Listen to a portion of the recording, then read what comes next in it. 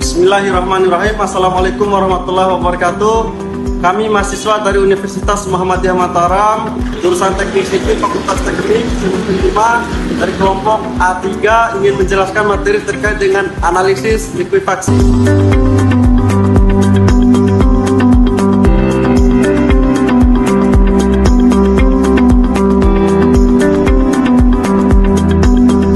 Video ini dibuat untuk menyelesaikan salah satu tugas dari mata kuliah Teknik Gempa yang diampu oleh Bunda Maya Saridewi Pascanawati STMT.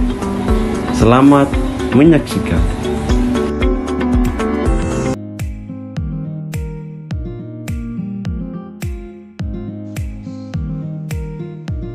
Oke, baik. Sebelum masuk ke presentasi, sedikit saya akan menjelaskan latar belakang dari analisis likuifaksi. Gempa bumi adalah salah satu bencana sangat merusak dengan skala yang besar, juga mengakibatkan kerugian yang tidak sedikit. Gempa bumi juga sulit untuk diprediksi kapan dan di mana gempa akan terjadi. Indonesia menjadi salah satu negara yang rawan terjadi gempa, baik itu gempa tektonik ataupun gempa vulkanik. Indonesia terletak pada jalur yang cincin api atau ring of the fire, yaitu barisan gunung api yang melintasi dunia, sehingga banyak gempa yang diakibatkan oleh gunung berapi. Indonesia juga terletak di pertemuan tiga lempeng tektonik besar, yaitu lempeng Indo-Australia, Indo-Cina, dan lempeng Pasifik, sehingga mengakibatkan tingginya tingkat kegempaan yang ada di Indonesia. Menurut USGS, dari 20 gempa bumi terbesar di dunia sejak tahun 1900, 5 diantaranya pernah terjadi di Indonesia. Pada tahun 2018 yang lalu, telah terjadi gempa bumi berkekuatan 7,7 skala Richter yang mengguncang Kota Palu. Pusat gempa berada di 26 km arah utara dari Kabupaten Donggala dan 80 km arah barat laut dari Kota Palu. Beberapa saat setelah guncangan gempa di Kota Palu mereda, terjadi suatu fenomena pencairan tanah atau yang biasa dikenal sebagai likuifaksi. Likuifaksi yang terjadi membuat ratusan bangunan amblas dan terkubur masuk ke dalam tanah. Tanah di sekitar lokasi kejadian seolah-olah kehilangan kekuatannya untuk menopang beban bangunan di atasnya. Likuifaksi umumnya terjadi pada wilayah yang rawan gempa, dengan sumber gempa berada di kedalaman dangkal. Seperti yang terjadi di Kota Palu, potensi likuifaksi di suatu wilayah umumnya dapat diidentifikasi, analisa, dan dihitung. Oleh karena itu, untuk menghindari terjadinya kegagalan struktur pada saat gempa yang disebabkan oleh likuifaksi, maka diperlukan analisa likuifaksi pada suatu wilayah.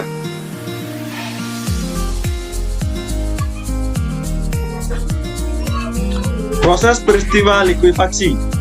Endapan atau deposit tanah pasir yang mempunyai muka air tanah di bawah permukaan rentan mengalami likuifaksi. Selama gempa bumi, tegangan geser siklik yang disebabkan oleh rambatan gelombang geser menyebabkan pasir lepas bereaksi dan menghasilkan tekanan air pori yang meningkat.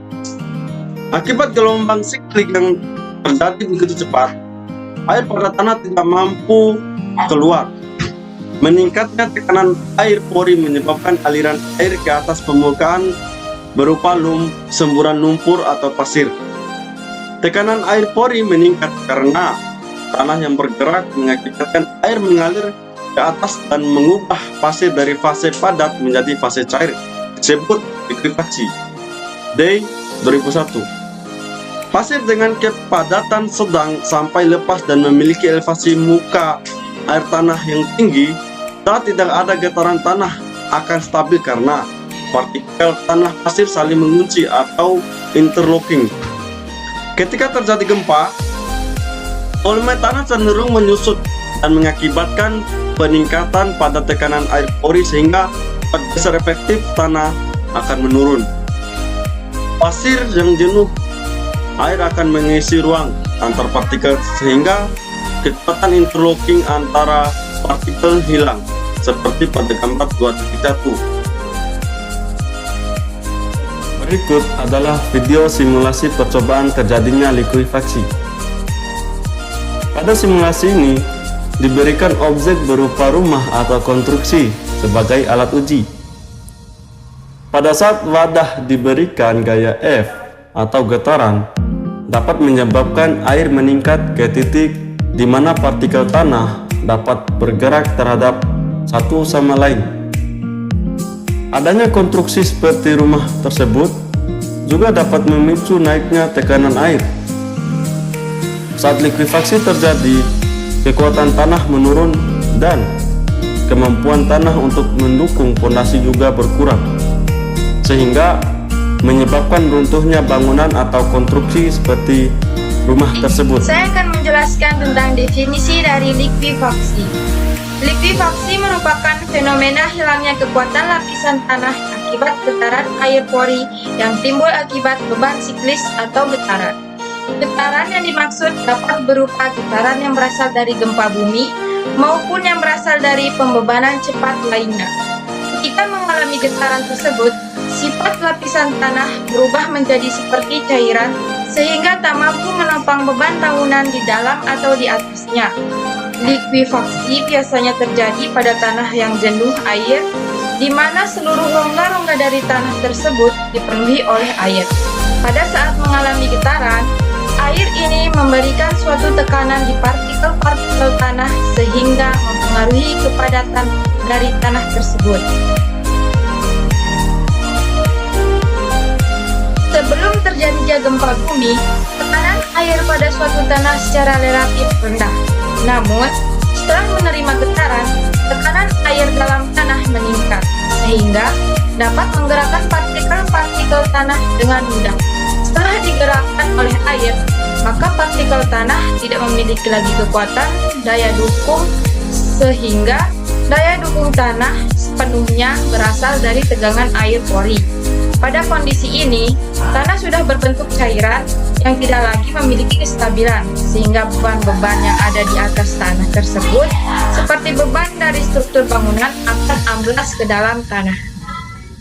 Baik, selanjutnya adalah bahaya yang ditimbulkan akibat likuifaksi. Salah satu penyebab paling dahsyat dari kerusakan struktur selama gempa bumi adalah terjadinya likuifaksi pada tanah pasir yang jenuh air. Menurut Idris tahun 2008, pada umumnya gejala yang ditimbulkan oleh likuifaksi dapat berupa semburan pasir, sand boiling, atau semburan lumpur mudflood, seperti yang kita lihat pada gambar 2.2 di Kelurahan Petobo, Palu, dan kerusakan pada permukaan seperti pada gambar 2.3 sampai gambar 2.5 di daerah Bayan, Lombok Utara. Menurut Kramer, tahun 1996 terdapat dua fenomena terkait gempa bumi yang menjadi pertimbangan dalam mengevaluasi likuifaksi, yaitu sebagai berikut. Yang pertama, flow liquefaction fenomena atau fenomena aliran likuifaksi yang terjadi akibat tegangan geser statis yang diperlukan lebih besar daripada tegangan geser tanah dalam kondisi likuifaksi, sehingga menyebabkan terjadinya aliran-aliran dalam tanah. Pada umumnya, flow liquefaction terjadi di tanah pasir lepas atau low sand yang dapat dipicu oleh sumber getaran non-seismik seperti pile driving, getaran kereta api, eksplorasi geofisika, dan ledakan. Flow liquefaction dapat menyebabkan foundation failure atau kegagalan fondasi. Yang kedua yaitu cyclic mobility phenomena atau fenomena mobilitas siklik. Dapat terjadi apabila dipicu oleh pembebanan siklik, dapat menyebabkan deformasi yang besar secara bertahap akibat adanya tekanan statis dan dinamis terjadi selama gempa bumi. Kondisi tanah saat cyclic mobility adalah tekanan geser statis lebih kecil dibandingkan dengan tegangan geser tanah dalam keadaan likuifaksi. Pada umumnya, cyclic mobility terjadi di tanah pasir yang relatif padat atau dense. Baik, selanjutnya saya akan menjelaskan tentang analisis likuifaksi. Sin dan Idris tahun 1967-1971 mengusulkan metode umum untuk mengevaluasi potensi likuifaksi. Langkah-langkah dalam mengevaluasi potensi likuifaksi adalah dengan menentukan jenis-jenis tanah, kedalaman muka air tanah atau cyclic stress ratio atau CSR. Selanjutnya adalah cyclic residence ratio atau CRR dan safety of factor atau FF.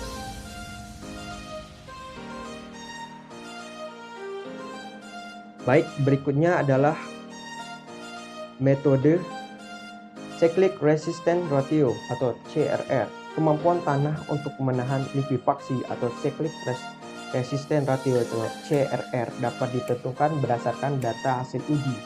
Nilai CRR bergantung dari data hasil uji seperti hasil uji CPT atau SPT, karena pada umumnya berkorelasi dengan parameter in situ seperti nilai penetrasi resisten CPT, jumlah pukulan SPT atau kecepatan gelombang geser FS yang dianukan oleh Idris dan Bollinger pada tahun 2008. Jika nilai tahanan tanah terhadap likuifaksi atau cyclic resistance ratio atau CRR lebih besar dari pembebanan yang terjadi atau cyclic stress ratio CSR, maka tanah aman dari likuifaksi. Namun apabila nilai CRR lebih kecil dari CSR, maka tanah tidak aman dari likuifaksi. Berikut adalah hasil dari perhitungan CSR dan CRR ditunjukkan pada tabel 10. Analisa mencari nilai safety factor dengan cara membagi CRR dengan nilai CSR likuifaksi akan terjadi apabila tegangan air lebih besar dibandingkan dengan tegangan tanah dan nilai safety factor kurang dari 1. Yang berdasarkan tabel 11 ditemukan bahwa pada titik SB01 untuk kedalaman 14 meter sampai dengan 16 meter, 20 meter dan 24 meter berpotensi likuifaksi pada titik SB02 pada kedalaman kedalaman 4 meter, 8 meter sampai 10 meter dan 14 meter sampai dengan 24 meter berpotensi likuifaksi. Pada titik SB03 pada kedalaman 4 meter, 22 meter dan 26 meter berpotensi likuifaksi.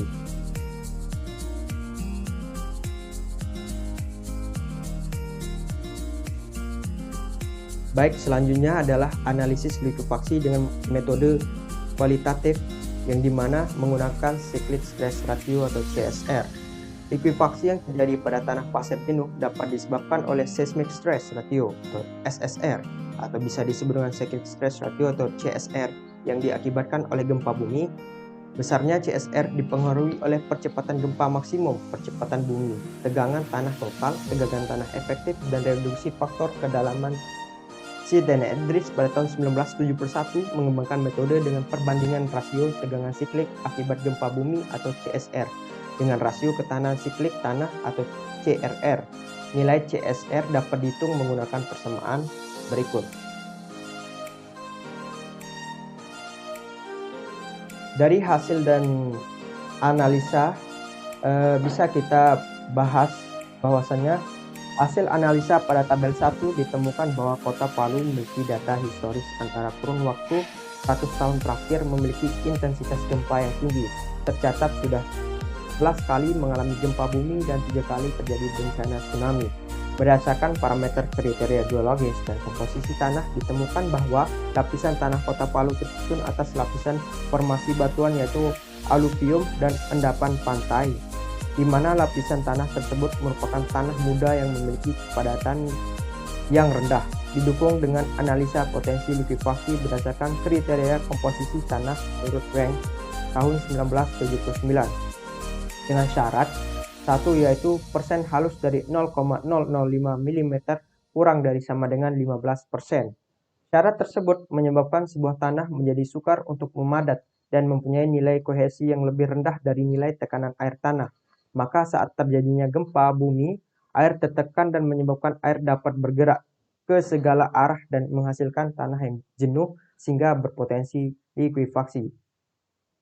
Berdasarkan hasil analisa dari nilai safety factor, hasil bagi antara nilai CSR yang merupakan nilai akibat tegangan geser rata-rata akibat gempa dengan nilai tegangan vertikal efektif setiap lapisan CRR pada tabel 11 di slide sebelumnya menunjukkan pada 3 titik soil boring pada Kelurahan Balaroa memiliki nilai potensi likuifaksi dikarenakan pada setiap lapisan tertentu memiliki nilai safety factor kurang dari 1. Hasil yang didapatkan pada dapatkan pada gempa berkekuatan 7,7 skala Richter dihasilkan nilai safety factor kurang dari 1 yaitu pada titik SB01, SB02, dan SB03 dengan nilai sebesar 0,184 sampai dengan 0,992. Jadi berdasarkan hasil dan pembahasan dari analisis yang dilakukan di lapangan berdasarkan studi kasus Palu berpotensi likuifaksi. Parameter kriteria histori gempa menunjukkan intensitas gempa yang tinggi di kota Palu. Kriteria geologis dan komposisi tanah juga mendukung terjadinya likuifaksi dikarenakan memenuhi syarat yaitu persen halus dari 0,005 mm sama dengan 15%, atau disebut juga tanah sangat lepas yang mudah terpengaruh oleh tegangan air tanah, sehingga dilanjutkan dengan analisa kuantitatif untuk mendukung hasil analisa kualitatif. Dapat dilihat dari hasil perhitungan dengan menentukan nilai magnitudo terbesar yang pernah terjadi yaitu sebesar 7,7 skala Richter dengan hasil nilai safety factor kurang dari 1 pada titik SB01, SB02, dan SB03 memiliki nilai sebesar 0,184 sampai dengan 0,992.